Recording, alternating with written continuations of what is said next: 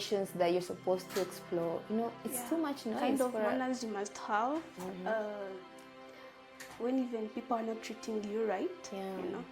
Yeah, it's too much noise for a young person who's trying to juggle multiple balls between career path that makes sense, family expectation, and all that. Because these people may want the best for you, but they don't know what's best for you. The only person that knows what's best for you is God and yourself.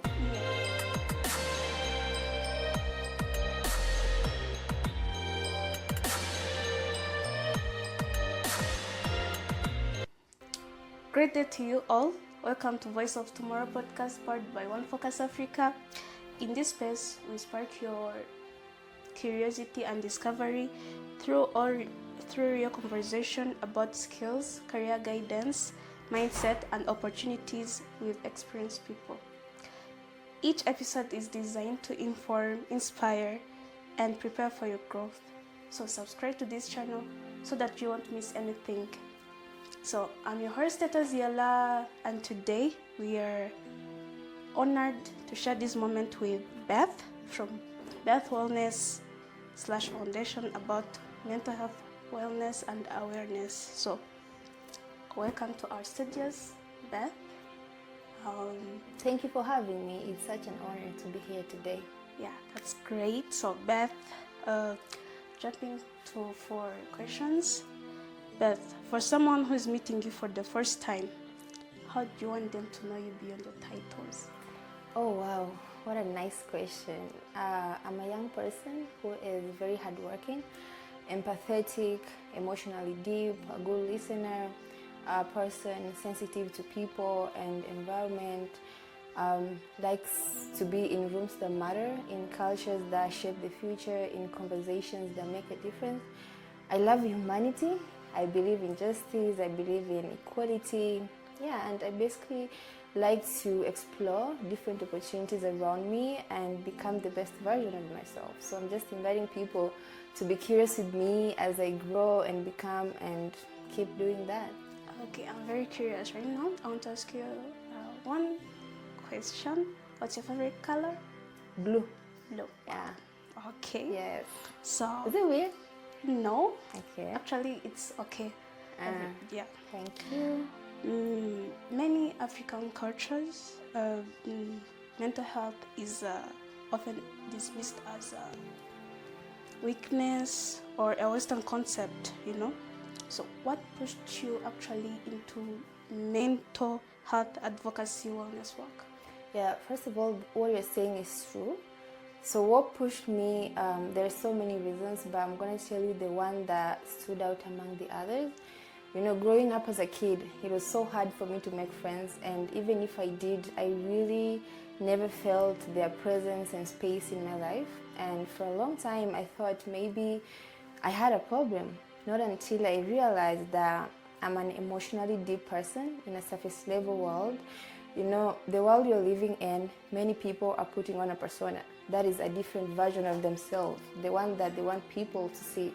But then for me, I do connect with people who are authentic, who are deep, and don't see the world just as a 3D experience, but much more. So I was like, let me create a space. Maybe I'm going to find people that I will connect and resonate with. And at the same time, create a space for other people to feel different, be different, connect, network, and have really thought-provocative conversations. And I mean, so far so good. I mean, it's always an amazing feeling seeing new faces all the time and old faces coming back, and many people inquiring about our activities, to finding core members who are always looking up to our next event. My time with these people is always amazing because they do inspire me in so much ways. They've given me so much perspective about life that, I'm completely grateful for.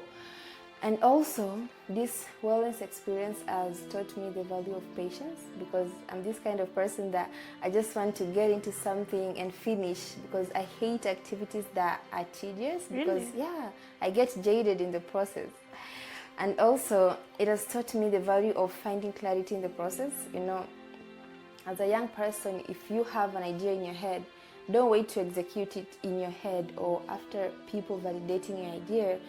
Yeah, it's good to ask for questions and get feedback. It's healthy, but at the same time, they may give you feedback based on their own fears or limited potential. Maybe they tried doing it and it didn't work out for them, so they think it will also not work out for you. And also, they may give you feedback based on threat. It's scientifically proven that human nature tends to stick to what is familiar, and when someone or something is trying to move into unfamiliarity, then it becomes unsafe even to the nervous system. And also, they may give you feedback based on societal traps, the ones that have been created for us, that this is who you are, this is the far you can think. This is how you must be. This is how you should think, and it's not good, so I think it's really important and incumbent among young people to normalize finding clarity in the process. You're going to get people who will support you in the process. You're going to get better understanding and experience in the process, and even understand your niche more, because I believe clarity is not instant. It's a progress that we're all becoming. Oh, that's great. So during all mentor care sessions you have been through or with other people, so what mental health challenge do you most often see today people are going through? I would love to tell you a story. I have a friend. He's a teacher, a very competent one at that. The wife is also a teacher. Most of their family members are teachers, and mine as well, starting from my mother. Really? Shout out to her. She's an amazing mom. She's always there, ready to correct me whenever I misspell an English word. It's crazy. English is not always right.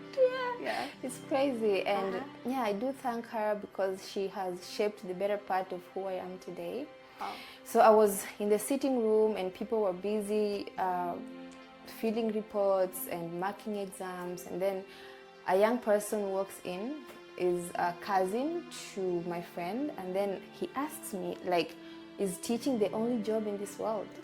Where do you think that question is coming from?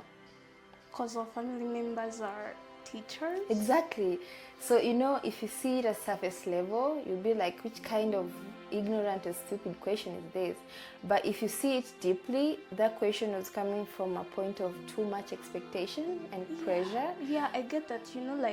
When you do, most of African parents or cultures, you must do what your parents did. Yeah. Do better or wants you to do, Yeah, that's why what I've seen is that mental health is a state, and there are factors that contribute to that state. So one of the factors that I've seen is lack of exposure for young children and kids. They grow up in households where they are told that this is the only job that is there. This is the only way to do things. Yeah. You must do this, you must not do this, it's not allowed. You must not discover, you do that, Yeah. So they grow up seeing and being told that this is the only kind of job. And the worst scenario is that when they grow up, they're going to have battle within, because maybe they want to do something different apart from what they have been taught and what they see. And another factor I've also seen is too much noise from people, friends, social media, society telling you who you are, who you're supposed to be with, the kind of clothes you're supposed to put on, the kind of vocations that you're supposed to explore. It's too much noise. Kind of manners you must have when even people are not treating you right. Yeah, it's too much noise for a young person who's trying to juggle multiple balls between career path that makes sense, family expectation, and all that. Because these people may want the best for you, but they don't know what's best for you.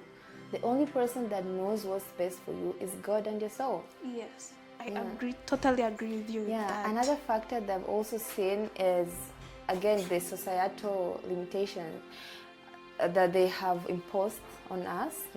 For women, it's like when you reach this age, you're not married, you don't have kids, then you're less of a woman. That's really, you have to be you have to have a certain ideas or habits you must have at certain every age. But you know, the worst thing is that life doesn't care shit about that. You know, it catches up with you when you're not prepared for that. Yes. And then for men, it's like when you don't have money, you don't have a car, that you know you're less of a man, that a man should not cry, you should always be masculine. Life doesn't care about that. Really? Because sometimes for a man, life may corner you and you just want to cry. And then imagine your friends are outside and they're like, yeah, bro, let's go out, you know, and you're in the middle of crying. So you've got to wipe your tears and pretend you're masculine, you're strong, put on a brave front, you know, which is not healthy. And here's the thing, it's also scientifically proven that a healthy personality has two psyches, that is anima and animals, the feminine energy and the masculine energy. Yes. That's why sometimes you find a man who is very soft, emotional. Sometimes he can really be tough and authoritative, the same to a woman.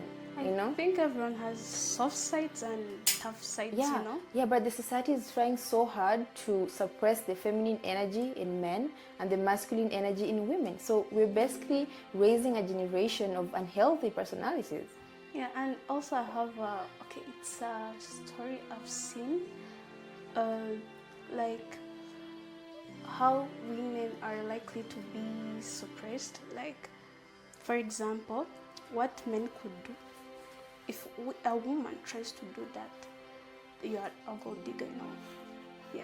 Yeah. That's the mindset, like, even we must change. Yeah, so I think it's really important for young people to just cut off the background noise, free themselves from all the baggage of people holding them down and the shackles of culture and society that does not align with their values and beliefs, you know, and a lack of regard for all the traditional markers of status and prestige, but a commitment instead to doing something that is meaningful to you and the people around you.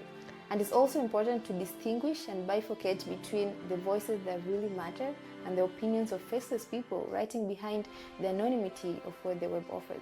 Wow.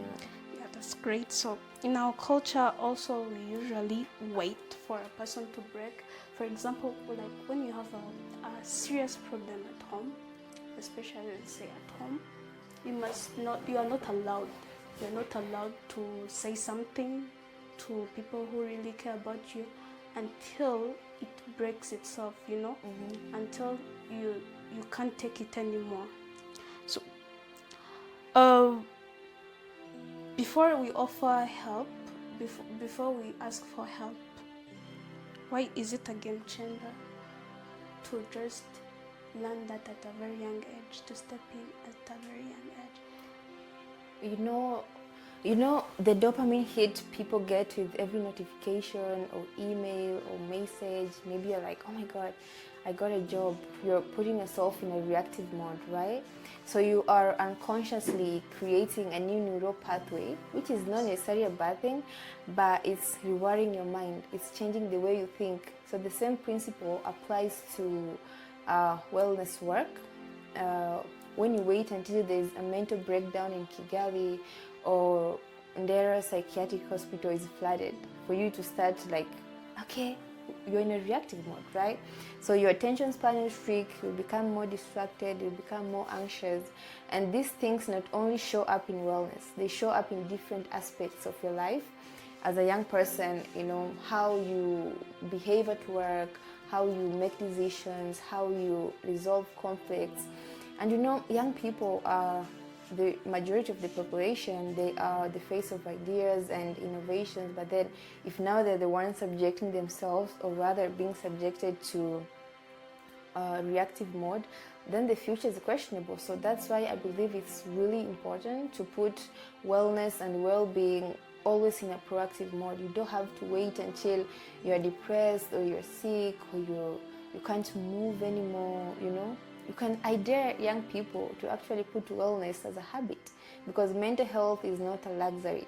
It's a foundation for so many things. So when you put it at the center, being intentional about it, yeah, you kind of live well. You equip yourself with the right skills and knowledge so that when life throws stuff at you, you can bounce back, you know. Yeah. And unfortunately, for the people who are already in crisis period, talk to someone. seek help. Like there are so many communities around that you can visit, you know. And you know, one thing is that you cannot fight something that is in your head, but when you label the emotion, you kind of take the power out of it.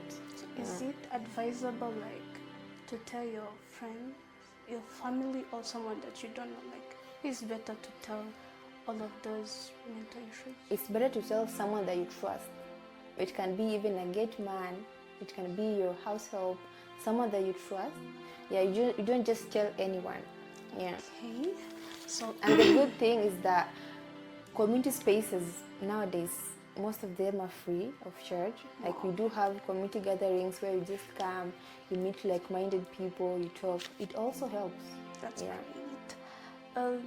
Coming back to business, remind us what Beth Foundation is and what it stands for and how it helps people, especially young people, right? You said that. Yeah. So Beth Foundation is an organization that I started even before Beth Wellness Center. It was just a phase of me trying to find myself and get clarity. But we retreated our operations due to financial constraints, but we will come back bigger and better. So we are calling upon donors and sponsors who can help us to reach out on our social media platforms. Beth Foundation and Beth Wellness Center, we work together. So for me, I believe that every generation has a responsibility for the future generation. I don't believe we're just here to live for ourselves. I think that is selfish.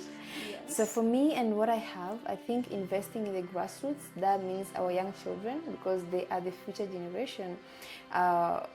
Giving them opportunities, educating them, giving them the right skills, you know, so that they can be able to compete for any job across the world.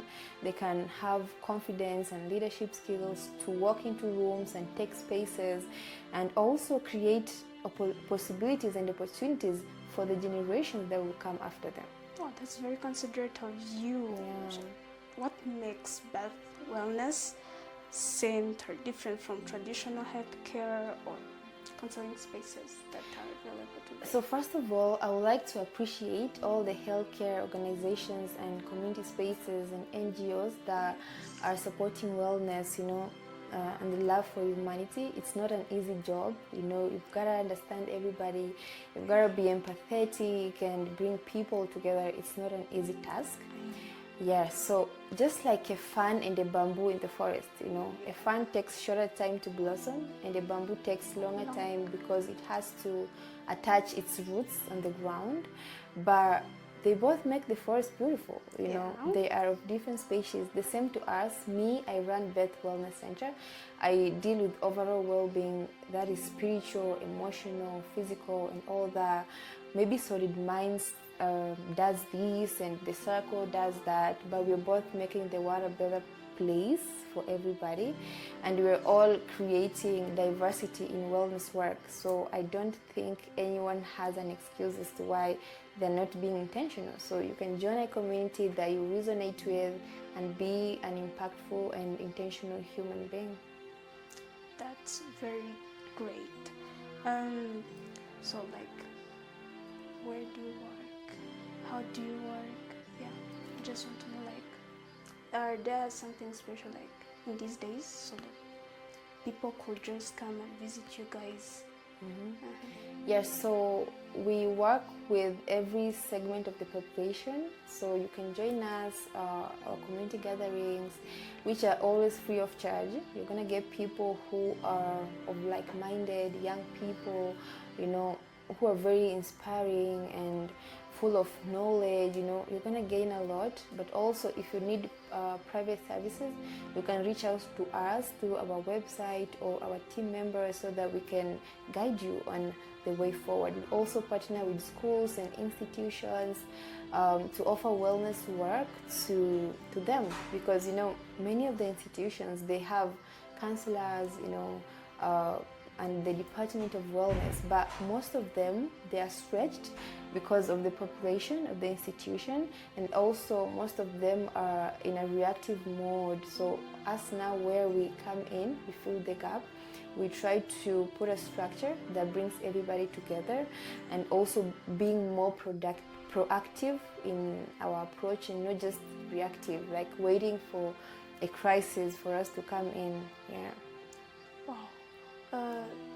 Maybe I could get an idea. I have an idea, like in many rural areas, like, they don't have those kind of stuff. Like, we could just, do you have a platform where those people in rural areas can't reach out to very soon, or meet those new people? Yeah. Gather? We have social media platforms, Beth Wellness Center in all social media platforms, but we're also working on expanding our operations. So definitely, we're going to go to all those rural areas and make wellness work global work. Wow. Yeah. Okay. Coming back to mental stuffs, guide us, tell us like one simple step that any person could take today to protect their mental health. Okay, so most people think that they are lost. So I want to tell them that you're not lost, you're becoming. And mental health, again, is not a luxury. It's a foundation for so many things. So, and this starts by knowing yourself. Know what fuels you, know what drains you, know spaces that energizes you as a person. So when life throws stuff at you, you are in a place of bouncing back. You're resilient. You don't have to wait until you're stressed or you are depressed or you are stressed. Yeah, and also for people who are in crisis period, seek for help, talk to someone, and kind of label the emotion. It takes away the power from it. Yeah. For those people who are having troubles or don't have anywhere to go, just join Beth. They are very fantastic with their job. So for those who wants to level up, like there are people, maybe could I say role model? Okay. You could be their role model, right? Okay. Yeah, they want to reach where you are. What message would you leave for them? One message that I will leave for them is that it's not easy. Nothing is. But one thing that I know for sure is that if you want anything in this world, you've got to pay a price for it, So sometimes when I forget to eat, I forget to sleep, I spend many hours and kilometers just walking, looking for opportunities. My schedule gets too tight. I don't get time for friends, having fun. I miss birthdays and all that. It kind of keeps me grounded because I know that I'm building a life that is mine, of my own trajectory. I'm being a trailblazer in my own field, because if you don't do it, who's going to do it for you? And later on I will look back, and I will be like, wow, I spent much time building a legacy for myself and I didn't waste on anything else. So as a young person, just do it, because if you don't do it, who's going to do it for you?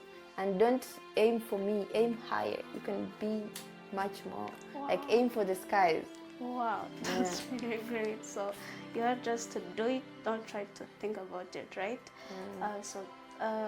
Thank you for coming here today, and we had a very good conversation. So people, you guys who really have some problems about mental health issues, you could just join for Beth Wellness Foundations so that they could help you. And for any questions? I don't have any question, but I have a comment to add. Yes. So if you want to reach out to us, it's Beth Wellness Center on all social media platforms. You're going to get people and a team that are going to respond to you.